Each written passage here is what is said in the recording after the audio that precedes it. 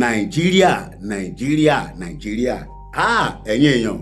ó lágbára, àṣírí ti tú, afẹ́fẹ́ ti fẹ́, àti rí fùrọ̀ adìyẹ. Ọlọ́run báyìí ló ní kí Sunday Igboho kó wọnú igbó nígbà tí wọ́n jí àwọn èèyàn gbé ní Ògbómọ̀ṣọ́ tí àwọn tíṣà àti àwọn akẹ́kọ̀ọ́ yìí tó fi discover pé wọ́n ṣe kí ni wọ́n wakùsà nínú Old Ọ̀yọ́ National Park. Tán fi discover wípé àwọn ilé kọ̀ọ̀kan wà ń bẹ̀ tó jẹ́ pé àwọn èèyàn ń gbé bẹ̀ tí wọ́n ń tajà tí wọ́n ń rajà. Elédùmarè, ǹjẹ́ ẹ mọ̀ wípé tẹ́ ẹ bá search tẹ́lẹ̀tẹ́lẹ̀ pé níbo ni wọ́n ti ń wa góòdì tán ti ń wa àwọn mineral resources lórílẹ̀‐èdè Nàìjíríà, ṣe mọ̀ wípé kò sẹ́ni tó máa dárúkọ Old Ọ̀yọ́ National Park. Bẹ́ẹ̀ rèé tírélà ń wọlé ó ń jáde tó ń kó àwọn nǹkan àlùmọ́ọ́nì jáde. Àwọn wo ni wọ́n ń ta kinní fún? Àwọn wo ni wọ́n ń rà á? Àwọn wo ni wọ́n ń wà á? Àwọn wo ni wọ́n ń ṣọ́ ibẹ̀? Àwọn bandit tí ó wà lágbègbè ibẹ̀ níbo náà ti ń rí ìbọn? Ẹ rí i pé ọ̀pọ̀ ọgbà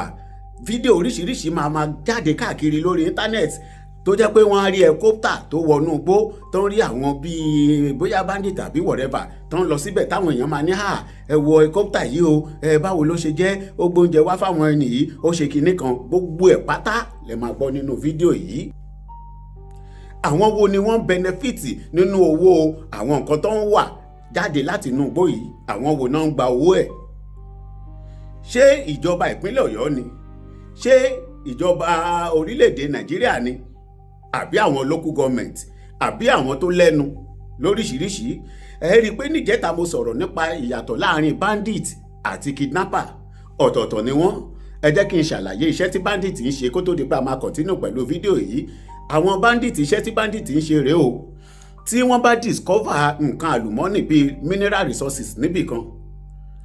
àwọn bandit iṣẹ́ tán ṣe ni pé tó bá jẹ́ pé ibi tìlú wà ni àwọn bandit á lọ bẹ̀, wọ́n á lé everybody, wọ́n á yìn, àwọn máa ń wọ ìlú, wọ́n á kàn bẹ̀rẹ̀ sí yìnbọn pààyàn tí wọ́n ní, wọn ò jíyàn gbé, wọ́n á wọ ìlú, wọ́n á kàn máa shoot parapapapapapa tí wọ́n fi máa pa gbogbo àwọn èèyàn. Táwọn èèyàn tó wà ń bẹ̀ bá ti wá ṣe kíni tán ti kú, táwọn èèyàn ti sá lọ, wọ́n á wá opportunity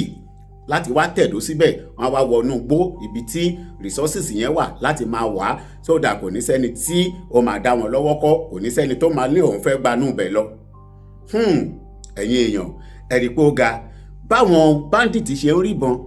Gbogbo ẹ̀ lẹ́ máa gbọ́ nínú fídíò yìí. Àwọn wo ló ń wa kùsà ń bẹ̀? Ẹ máa gbọ́ nínú fídíò yìí. Ta ni wọ́n ń tà fún? Ẹ máa gbọ́ nínú fídíò yìí. Àwọn wo náà jẹ ń bẹ̀? Gbogbo ẹ̀ náà lẹ́ máa gbọ́ nínú fídíò yìí. Àṣírí ti tú. Bẹ́ẹ̀ ni òṣì ọ̀mọ̀lẹ̀ náà ó sọ̀rọ̀. Ǹjẹ́ ẹ mọ̀ wípé ọ̀rọ̀ góòdì tán wà nínú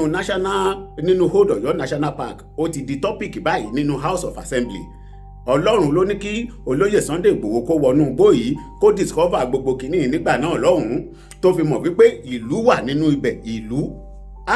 Elédùmarè. Anyway, ẹ jẹ́ kí n fi fídíò yìí lẹ́ẹ̀kẹ́ tún gbọ́ látẹnu Lédìké Ìfẹ́ Olúwa. Ẹ jọ̀ọ́ bá ṣe wá ń wo fídíò yìí lọ, ẹ má gbàgbé ẹ bá mi kílìkì lé subscribe button tó wà nísàlẹ̀ yẹn. Ọwọ́ yín tẹ́ fi ń tẹ̀, ẹ ò ní fi gbé ọmọ sin, ẹ ò ní fi gba lẹ́tà ìbànújẹ́, ẹ ò ní fi roko lọ́gbà ẹ̀wọ̀n o. Ṣé ọmọlẹ̀ bàbá ti sọ̀rọ̀? Àwọn tó ní Sunday Igboho àti dírámà, àwọn tó ní rìhásà ló ń ṣe, àwọn tó lérè ní Sunday Igboho ń ṣe.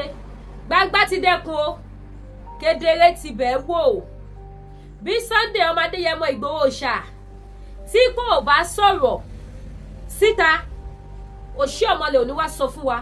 àwọn tó ń wa gold ní Nàìjíríà ń tó ń torí ẹ̀ wa gold, àwọn tó ń ṣe legal mining, wọn ò ní jẹ́ ká gbọ́. Tọ́mọ Adéyẹmọ ò bá lọ sínú igbó látara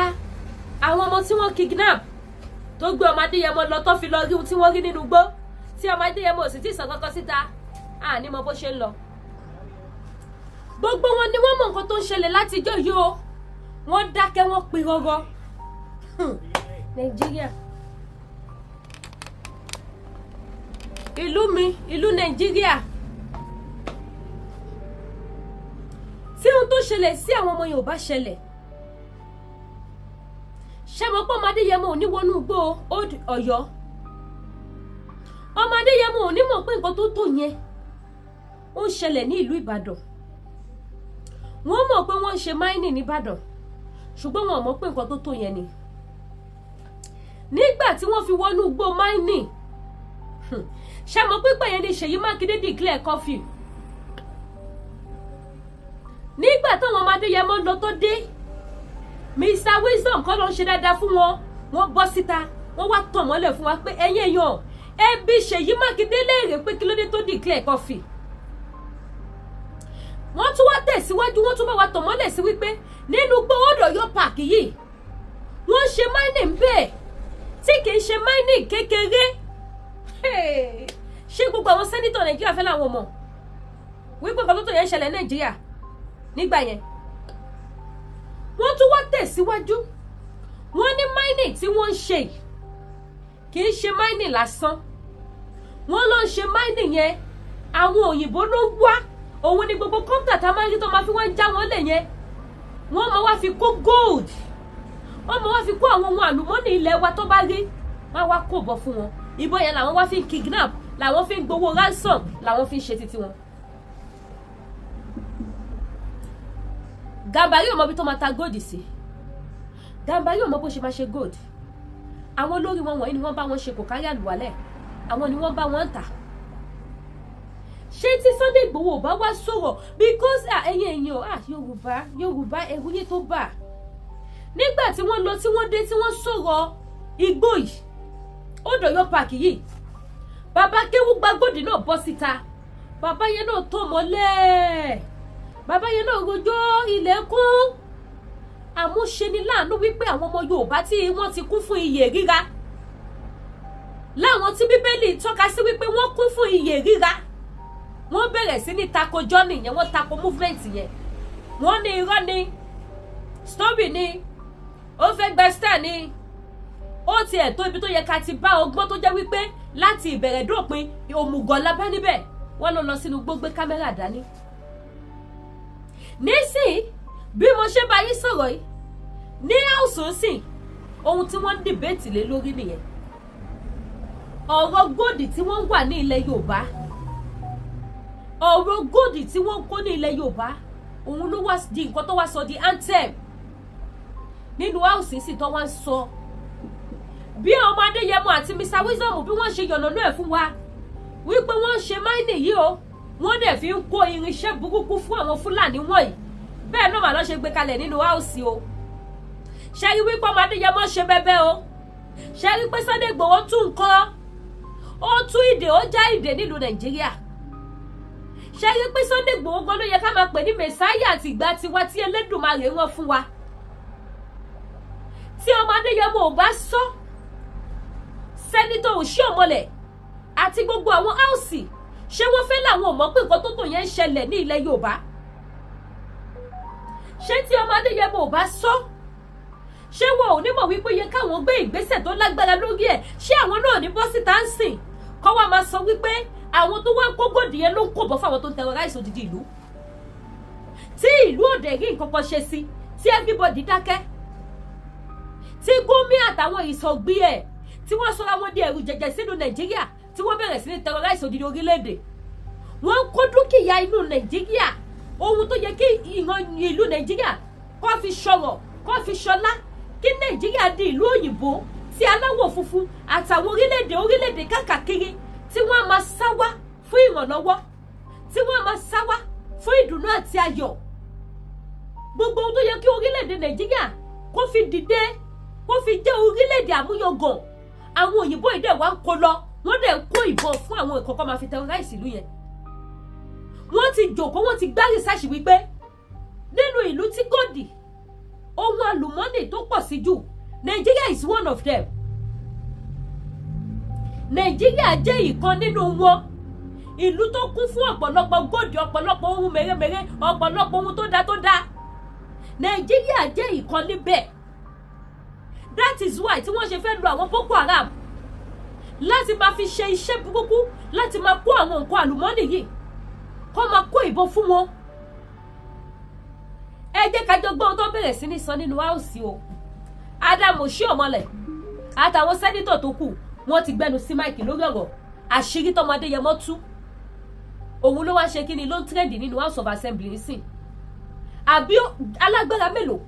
olóṣèlú mélòó, spíkà mélòó, Adéyẹmọ ṣiṣẹ́ fún wa lu ìyàwó Sunday Igboho gbìyànjú fún wa lu Nàìjíríà ẹ jẹ́ ká kí ẹ jẹ́ ká yìn sọ̀rọ̀sọ̀rọ̀ mélòó media house mélòó ló gbé alágbára mélòó ló gbé olóṣèlú mélòó ló gbé ló pariwo síta wípé nǹkan báyìí ṣẹlẹ̀ nǹkan báyìí ṣẹlẹ̀ nǹkan báyìí ṣẹlẹ̀ tó fi di ohun tí wọ́n lè jókòó sínú House of Assembly káwọn sẹ́nítọ̀ dẹ̀ máa dìbẹ́tì lé lórí kó sì jẹ́ wípé bí ọmọ Adéyẹmọ tẹ̀yìn wèrè kan sọ wípé onírọ́ ni tẹ̀yìn ìkà kan tí ẹ ò ní àròjinlẹ̀ ta ló láti drama ni ó ṣe fíìmù ni gbogbo ohun tó sọ ohun màlúù mà ti dálẹ̀ nínú house yìí ọ̀rọ̀ Sunday Igboho mà ti di wàhálà ó mà ti di rògbòdìyàn òun ló má di ohun tí gbogbo àwọn sẹ́nítọ̀ tí wọ́n dìde jókòó sí fún àìmọye hours tí wọ́n fi ń dìbẹ́tì lé lórí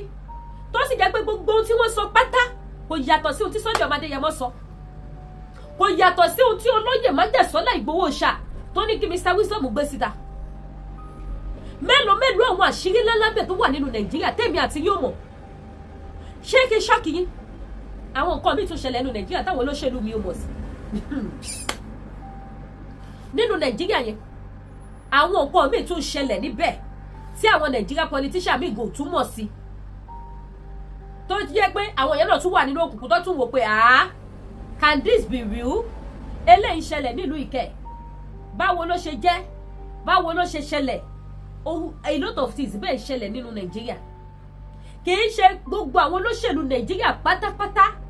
ni wọ́n mọ̀ sí nǹkan burúkú tó lọ nínú Nàìjíríà ìmí wá out of 10% ó mọ 2% kẹlẹ̀ mọ́ bí tó worst sí ẹ bá ń fọ́ ètò yìí ìmí wá out of 20 kò mọ̀ ju 1% lọ ìmí ò tiẹ̀ mọ̀ kankan òun náà kọ́ rò pé òkè o olóṣèlú lòun náà àwọn jọ ń jẹ́ ni àwọn jọ ń rùtù ẹ̀nà àwọn fi wèrè pọ́ọ̀tì wèrè àwọn jọ ń da gbogbo àwọn jọ ń matrix wá Nàìjíríà ní kò dẹ̀ mọ́ pé òun mọ̀ nádà inú òkùnkùn lòun náà wà inú òkùnkùn bírímù lòun náà wà nínú Nàìjíríà yẹn náà ni o ẹ jẹ́ àjọ gbọ́rọ̀ ẹ má gbàgbé láti bá mi like ẹ̀yin màmá mi bàbá mi ẹ bá mi share ojú òní tí yìí mi ní wáyé tì ọ̀rọ̀ yìí o ẹni máa bá wa dọ̀rọ̀ yìí o a ní sẹ́ǹsì tó mórí pé o ẹni máa bá wa dọ̀rọ̀ yìí sẹ́ yóò ní sẹ́ǹsì tó mórí pé sẹ́ǹsì tó gbáski sẹ́ǹsì tó mú yes òun ló máa ní ẹni tó máa bá wa dọ̀rọ̀ yìí ó yá ẹ jẹ́ agbọ́rọ̀. We don't know peace in parts of the country. Shagba. And this gold go all the way through the belt all to Kaduna. And it up to there. Correct. And he told me that those involved in this illegal mining, they use choppers. They procure arms Shagba. exactly the same way as our militants were doing in the South. They give them arms, they use choppers to come and cut away the gold. And they take them out of this country and make billions of US dollars. And the federal government is not doing what it should be doing. I took this letter to the former president when I was national chairman of APC. And I said, call the general to give you more brief. In fact, what is happening or what subsequently happened in that part of the country was exactly what the general told me was going to happen. Because these guys have been weaponized by the illegal big men who deploy them, secure territories, and the weapon is meant to protect the Chinese and other foreigners who they actually employ to carry out the mining. And on occasion, they use the same weapon to carry out banditry, kidnapping, and all of the terrible things that are going on. Chief of Committee Chairman of Defense Staff, tell the defense I said so. And that with some retired military officers, army officers are involved in it. Shagba. The day we can't tell the truth, this country cannot flourish. We can't change our, when it affects our people, we are at our best. We talk strong. Some other people appear to be above the law. Nigeria will not know. Nigeria will not know peace. In parts of the country.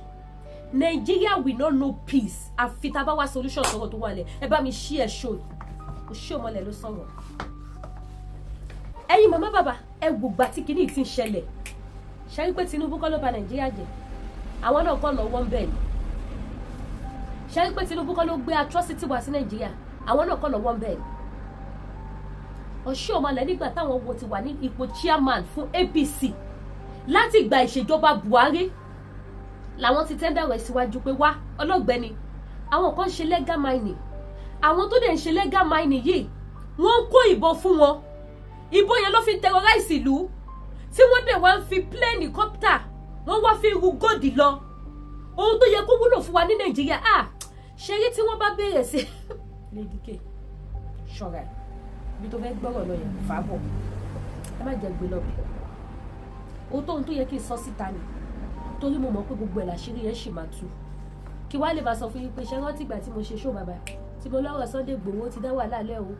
nínú House of Assembly o Oshiomhole ti sọ̀rọ̀ o ṣé mi ò sọ bẹ́ẹ̀ wàhálà àwọn lọ́rọ̀ tí mo fẹ́ sọ bóyá kí n dẹ̀ kúkú sọ tówó máa ṣẹlẹ̀ ṣẹ́rí by the time tí Nàìjíríà bá fẹ́ dà tó bá bẹ̀rẹ̀ sí ní wọ́ọ̀dì àwọn tó wà ní ìkíà legal mining nínú Nàìjíríà àwọn ọba yẹn forí kó ń bẹ̀ alive is Spanish àwọn ọba yẹn ní ilẹ̀ Yorùbá gbogbo wọn làṣírí wọn máa tú ṣẹ́dẹ̀ẹ́rì tápọ̀ ẹ̀sọ̀bọ̀ yìí tó lọ bá lòun ti dé kò sí yàrá ìyá bàbá ńlá pẹ̀lú tó lè dì lọ́wọ́ ta ló mọ̀ kó máa débi tó dé àwọn tí wọ́n ṣètò tí wọ́n kó àwọn ọmọ ṣe mọ̀ pé wọ́n ti mú wọn wọ́n ti gbé fèsì wọn síta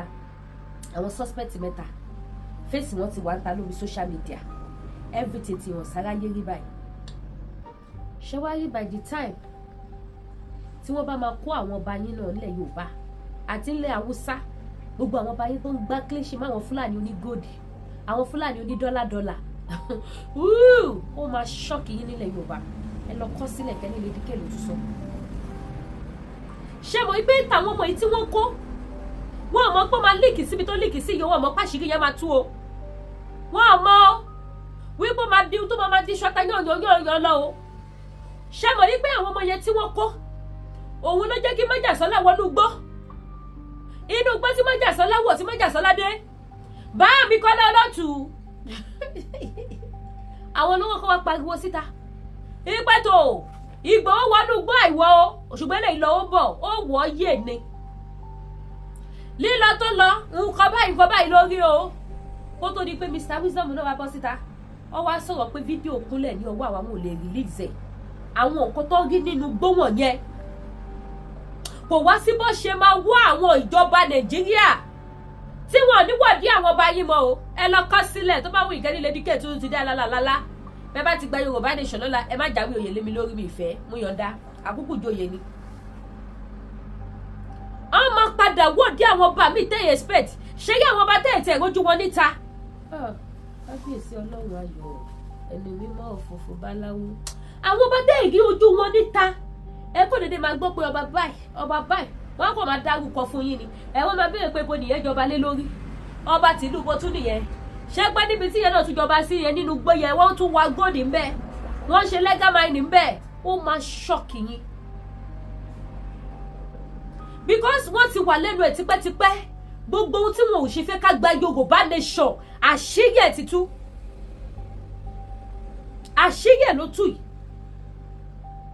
wọ́n ti mọ̀ pé tí Nàìjíríà bá pín nǹkan tó wà lórí ilẹ̀ oníkálukú òun ló máa ní kí ìlú oníkálukú kó lọ fi ṣọlá kó lọ fi ṣọrọ̀ kó fi jẹ́ èèyàn àwọn dẹ̀ fẹ́ máa dá gbogbo kíní ìjẹ wọn ò fẹ́ kí ẹlòmíì kó jẹ níbẹ̀ wọ́n fẹ́ máa dájẹ́ àfẹ́mí àfàwọn nìkan ni wọ́n fẹ́ kó jẹ́ wọn ò fẹ́ kẹ́lòmíì wà òkè débi tó máa wà all right wọn ò fẹ́ kẹ́lòmíì mọ omi débi tó máa jẹun ṣẹ́bẹ́ tó bá ṣe jẹun ní òmùmí bọ́lọ́mí ti ń bọ̀ wọ́n ti mọ̀ wípé kò sí ní tí ọmọ Adéyẹmọ bá gbé àsíá Yorùbá nation sókè àti bàbá Kítóyè lálà máa lù kùtùkù máa wù rẹ́rẹ́ máa wù a lot of things ló máa ṣẹlẹ̀ ní ilẹ̀ Yorùbá ìdí nìyẹn tí àwọn táwọn tá lè dárúkọ wọn tí wọ́n ṣe ló ń pàdé àpòpọ̀ mọ́ ìjọba láti máa tako ìrìnàjò Yorùbá nation ṣùgbọ́n èmi mọ̀ wípé tí ó bá tó ọba mi òkè ọbẹ̀ létí gbòǹgbàgòyé ògbèjà oníjà kẹwò bo oníjà gbogbo yín lè máa jẹyàn yín níṣu ẹ ní lọ láláì jìyà Bíbélì ló sọ bẹ́ẹ̀ ó ní ẹlẹ́ṣẹ̀ kan kì yóò lọ láì jìyà ibi tí gbogbo yín fọkàn sí wípé bóyá àṣírí yìí ti lè tú Ọlọ́run á tún wá dí àṣírí yẹn pa ayé kankan ò ní rí ibi tí èrò kàn sí ibẹ̀ lọ́lọ́run máa ti bẹ̀rẹ̀ sí ní tú àṣírí yín ẹ wá sá kíjokíjo ẹ sá 440 ṣe lásìkò yẹn ẹnu lè di kí àtọrọ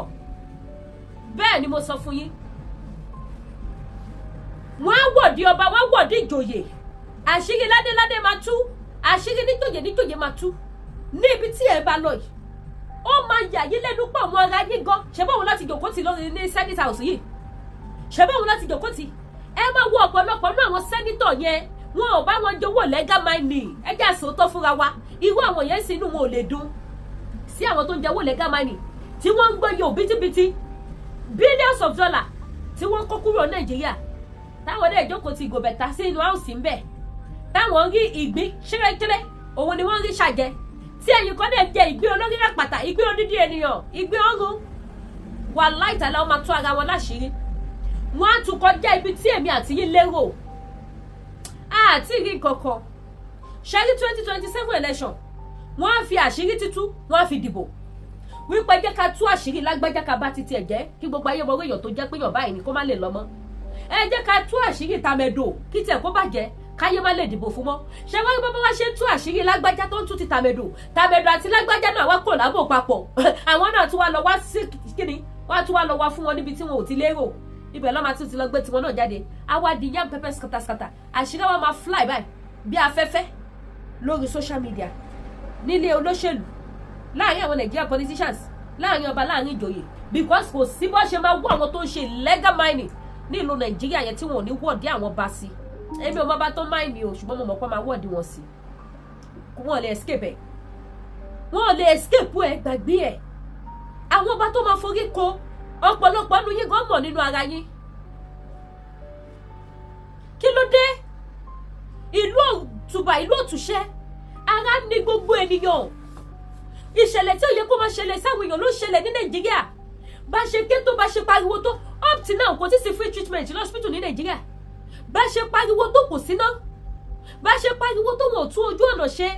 bá ṣe pariwo tó gbogbo government hospital kò sí tó balance ẹ wọ àwọn ọmọ gẹ́gẹ́ tó kó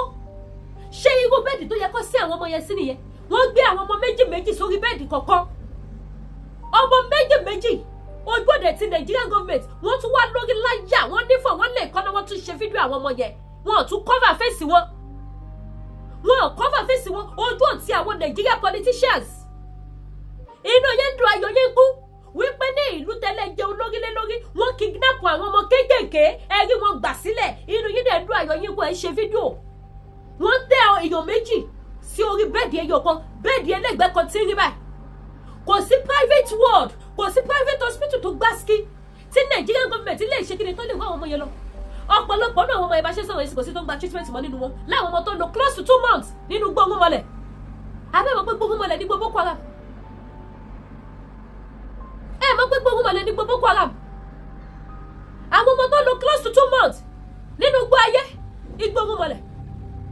ìmí inú wọn wà mẹ́sì kò gba treatment mọ́ wọ́n ti hand over wọn fún ìyá wọn wọ́n ti fi wọ́n gba star kọ́ mọ̀ pé wọ́n ṣe iṣẹ́ ribiribi wọ́n kó àwọn ọmọ kéékèèké àwọn gbà wọ́n sílẹ̀ and you are not ashamed láti post video àwọn ọmọ wọn yẹn ní ìlú tó lọ́ba tó níjòyè gbogbo yẹn pátápátá báyìí làṣírí yìí máa tú ẹ máa kóra yín síta bí ọmọjọ́ mẹ́jọ ẹ máa fẹ̀dí ara yín síta káyé máa rí ayé máa rí àwọn wo ló ń kó gòdì àwọn wo ló ń kó bọ́ wọlé ṣe báwo ló ṣe ọmọ lẹ́sọ̀ yìí báwo ló ṣe jẹ́ báwo ló ṣe dà bẹ́ẹ̀ kí ni ilé ti wà tipẹ́tipẹ́ kí ló dé tẹ̀ panú ẹ̀ o ṣé ọmọ lẹ́ ó dẹ̀ pẹ́ yín lóòrò ẹ̀rọ máìnì jẹ mọ́ because tẹ bá rówó máìnì jẹ ni bàbá oníjẹ́gbà tí Sunday Igboho lọ tó dé tó wá sọ ohun tó ṣẹlẹ̀ lẹ máa wá sọ yẹn di gálà nínú áùsì tí gbogbo yẹn wá máa pín jẹ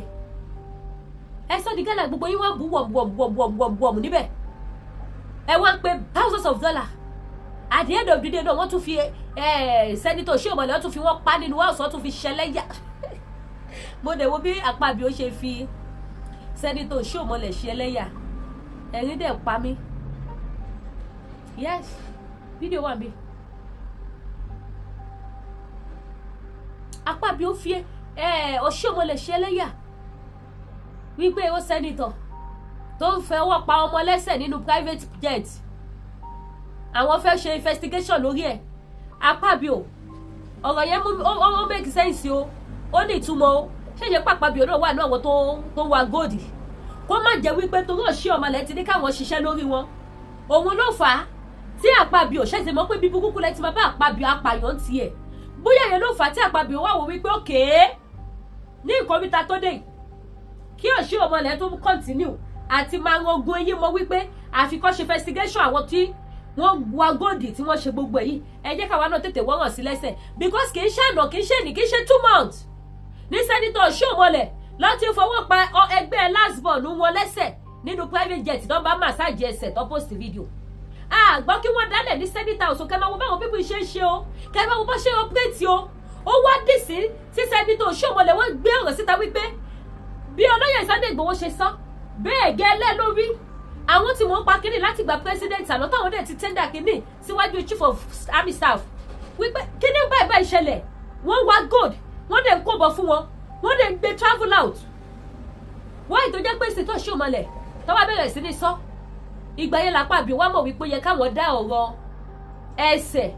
tí Ṣómọlẹ̀ fi ọwọ́ pa nínú private jet ẹsẹ̀ ọmọ kékeré tó ń rò máa sì nínú private jet ìsílẹ̀ àwọn fẹ́ sí to that case pé tẹ́lẹ̀tẹ́lẹ̀ kẹ́ máa wo géèmù burúkú ẹ lọ mú Akpabio dáadáa mo fura sí Akpabio ìyẹn senate president mo fura sí àlẹ́jì o mo fura sí mo ti fà lẹ́jì sí mo fura sí Akpabio because àtìgbà tí Ṣómọlẹ̀ tó ti fi ọwọ́ pa ọmọ kékeré sóyòyò lady yẹn pupa tómi mẹ́wàá tó ti fọwọ́ pa lẹ́sẹ̀ báyìí tó bá massage ẹsẹ̀ nínú private jet kò sí sẹ́nitọ̀ kankan tó sọ̀rọ̀ nípa ẹ̀ kẹ́ máa wo géèmù o. Why now tí Ṣómọlẹ̀ wá sọ̀rọ̀ nípa àwọn tó ń wa gold àwọn tó ń kó bọ̀ fún wọn àti bó ṣe gbé gold kúrò Nàìjíríà ìgbà yẹn ni senator Akpabio wá dáhùn wípé there is one of our senator tó ń fọwọ́ pa obìnrin lẹ́sẹ̀ nínú private jet tẹ́lẹ̀tẹ́lẹ̀ òun rò bí AI ni ò jẹ́ kóun sọ̀rọ̀ ṣùgbọ́n nísìn àwọn gbọ́dọ̀ see to that case irú sí wo lẹ fẹ́ sí gbogbo ẹni tó bá ti lè tàn mọ́lẹ̀ Nàìjíríà lẹ fẹ́ pa ẹ fẹ́ shut up Ṣómọlẹ̀ pé wá arákùnrin tó bá ti fẹ́ kábẹ́ tọwọ́ bọ̀ kábẹ́ fẹ́ lójú má sọ̀rọ̀ nípa mining mọ́ má sọ̀rọ̀ nípa àwọn tó ń wa góòdì mọ́ ọmọ Yorùbá ṣe ti ráyè yín lóde how far ṣe ti rí pé nothing like one Nigeria is a problem, is a scam. Is a what? Is a scam. Is a what? Is a scam. Ẹjí ọmọ Yorùbá ìran aládé ni wá èyí tá ṣe ẹrú Fúlàní tó gẹ́ èyí tí wọ́n kó ogún ìní wa tó gẹ́ èyí tí wọ́n fìyà jẹ àwọn ìyá wa àwọn bàbá wa ti tó gẹ́ ní ìlú Nàìjíríà 2027 election ẹ lọ gbé ara dì kò lè lọ ní ìrọwọ́ ìrọsẹ̀ ẹ lọ dira ẹ lọ múra kó tó di 2027 ẹ lọ kọ sílẹ̀ because màá tún bọ́tọ̀ wá sọ fún yín pé ṣé mi ò sọ bẹ́ẹ̀ àwọn Fúlàní máa strike ẹ lọ kọ sílẹ̀ wọ́n máa strike tó máa ní agbára kó tó di gbẹ̀lẹ́ṣọ̀ ìran Yorùbá àníbógun lọ o àníri jù báyìí lọ àṣírí ọ̀rọ̀ gold ọtí ń tu kọ́ọ̀tù kọ́ jẹ́ ká mọ àwọn tó wà behind ẹ̀ kò possible kí Boko Haram àtòyìnbó kọ́ déédéé wọlé